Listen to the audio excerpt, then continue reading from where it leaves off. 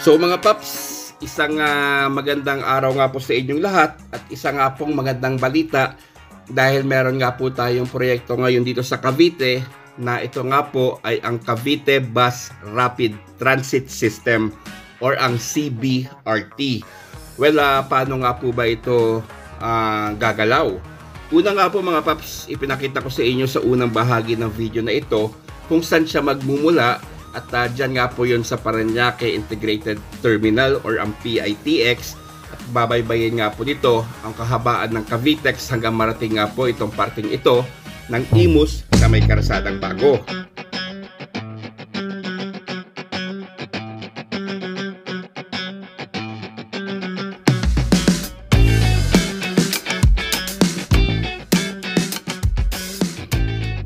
So paano nga po ba tatakbo itong BRT system natin dito sa Cavite?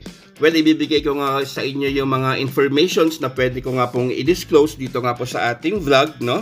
At ito nga po yung mga general informations na again pwede nating ilabas.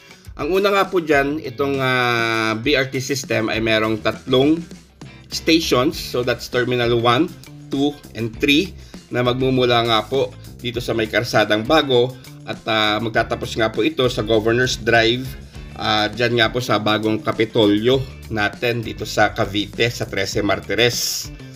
Ang Terminal 1 and 2, magkakaroon nga po siya ng 27 stations kung saan doon nga lang po tayo pwedeng sumakay at bumaba sa mga istasyon na yon. At meron nga po siyang haba na 15 kilometers. At ang pangalawa or ang pangatlong bahagi nga po ng terminal, ang Terminal 3 ay magkakaroon nga po ng 20 stations na merong haba na 13.79 kilometers. So ang simula nga po niyan is from Station 27 up to Station 47 dyan nga po sa bagong Kapitolyo natin sa Governor's Drive, 13 Martires.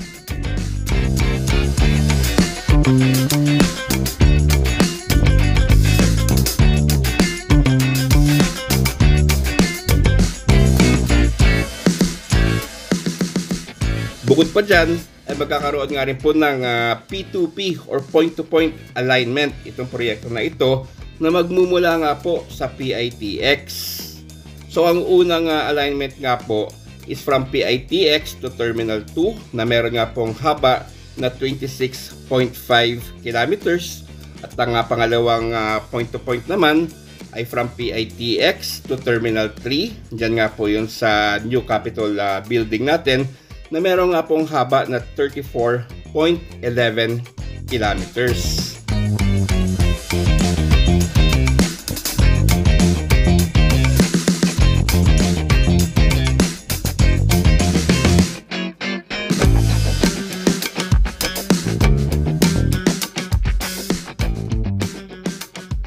Sa ngayon nga po ay hindi natin na maibabahagi pa ang mga eksaktong lokasyon ng mga terminals pati na nga rin po ng mga stations para sa naturang proyekto. Ngunit ipapakita ko nga po sa inyo dito ang paghahanda nga para sa ruta nitong ating bus system. Dito nga po sa Nia Road, kung mapapansin nga po natin ay kaliwat kanan na nga po ang pagsisimula ng earthworks at pagsasalapad ng kalsada para nga po sa daraanan nitong proyekto na ito.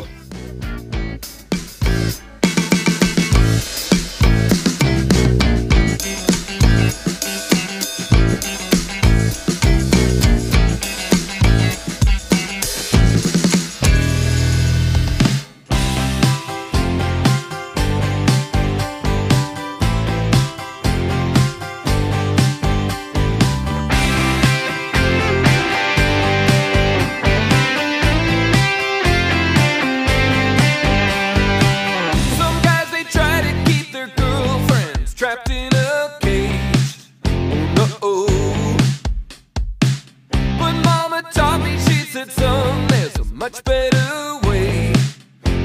Whoa, if you give her space to bloom, she'll be good to you. She's alright with me. She can be anything she wants to be. She's alright with me. I can't wait to see her spread her wings. Could be a movie star, beauty queen, doctor, lawyer, anything, long as she's by my side. Girl, she's alright.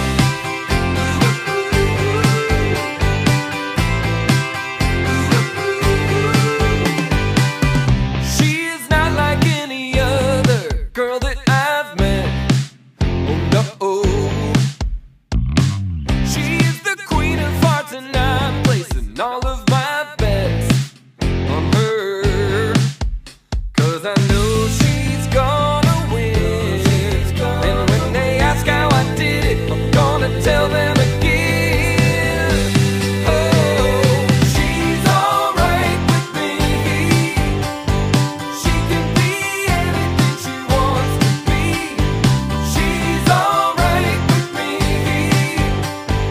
I can't wait to see her spread her wings. Oh, she could be the next president, riding in her private jet, long as she'll let me fly.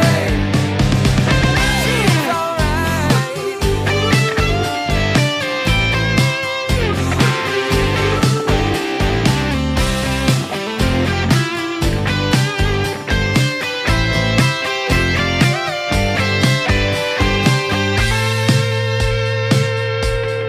Girls alright. She's alright with me. She can be anything she wants to be. She's alright with me. I can't wait to see her do her thing. She's alright with me. Oh, she's alright.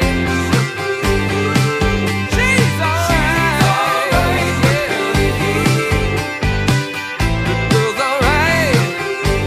Oh, she's alright. Dito nga rin po sa parting ito ng ating video, kung napansin nyo nga po dito sa Nia Road ay kaliwat kanan na nga po itong pagkasagawa ng roadworks para nga po mapalapad na itong ating ruta ng bus rapid transit.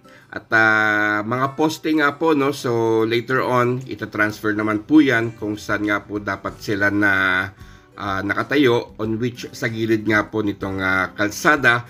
Siyempre, patuloy nga rin po ang pagkasagawa dito ng Maynilad about doon sa kanilang pipe sa ilalim nga po nitong road widening na ginagawa nga po dito sa kahabaan ng Nia Road. And also mga paps, gusto ko nga lang pong i-shout out yung ilan sa ating mga kaibigan, no?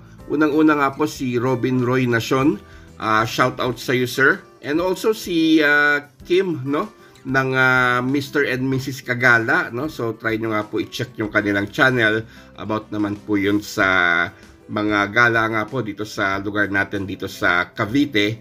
And follow nyo nga rin po kami sa aming Facebook page, yung Progreso Pilipinas, pati na nga rin po yung aming grupo na Metro Cavite and Beyond, para nga po makareceive kayo ng mga iba't ibang updates na nangyayari about sa infrastructure dito nga po sa atin sa Cavite.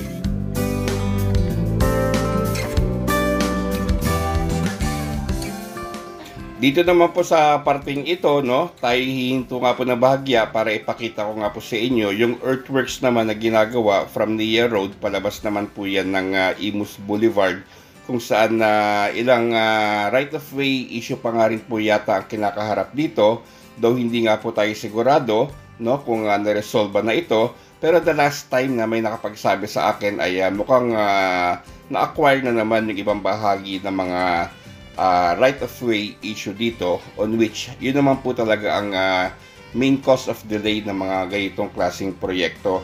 So dito nga po, no, papalapit nga po tayo sa SM Center Imus, ay bahagya nga po tayong titigil na sa ganon ay maipakita ko nga po sa inyo through aerial view yung ginagawa na nga po na earthworks dito.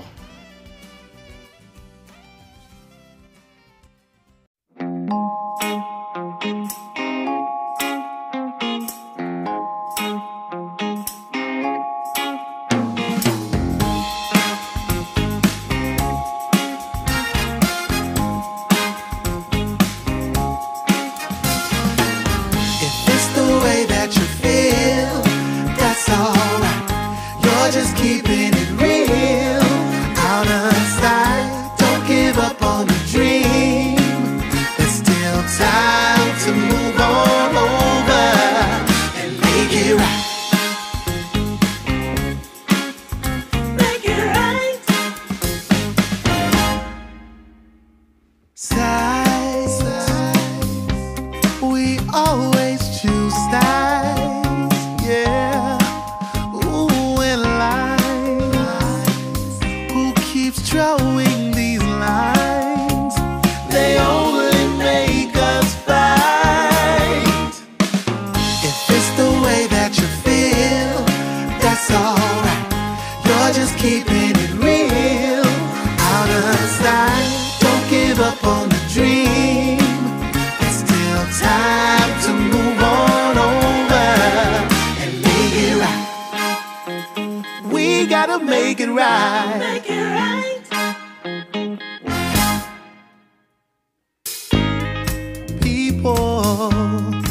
Where are we going? And the children, what will we show them? There's still a chance for us to change and take us to a better place. Yeah, it's the way that you feel, that's alright. Just keeping it real, out of sight. Don't give up on the dream. There's still time to move on over. Come on, it's the way that you feel, that's alright. You're just keeping it real, out of sight. Don't give up on the dream. We still got time to move on over. There's still time to think it over and make it right. Make it right. Oh, make it right. Make it right.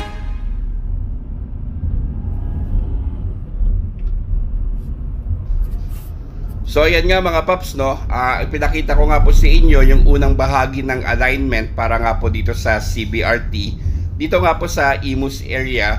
At ang itong proyekto na nga po na ito ay durugtong pa hanggang General Trias, Tanza, hanggang makarating nga po dyan sa may 13 Martires, sa parting Governor's Drive, dyan naman po sa may bagong Kapitolyo natin.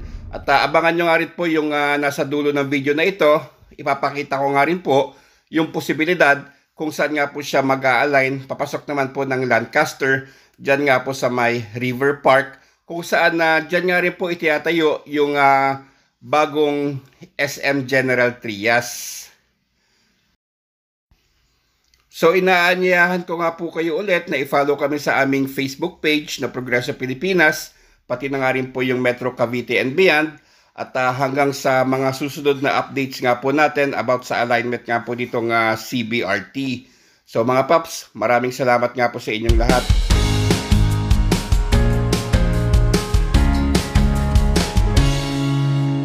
I will take a little trip over yonder, so I can take a look around at what you've seen. I can see from where I am you're on an adventure, in a place you can't describe. Some things can't be captured in words. So show me colors, colors I need, pictures this time. Show me food and sights and sounds. I wanna know what you find. I want colors, colors, please. Show me life ain't black and white. Let me see you on the other side of the line. Show me colors, ooh. Show me colors, ooh.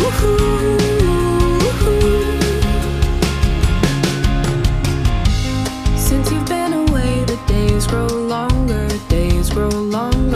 and I can't wait to see your smiling face, even if it's just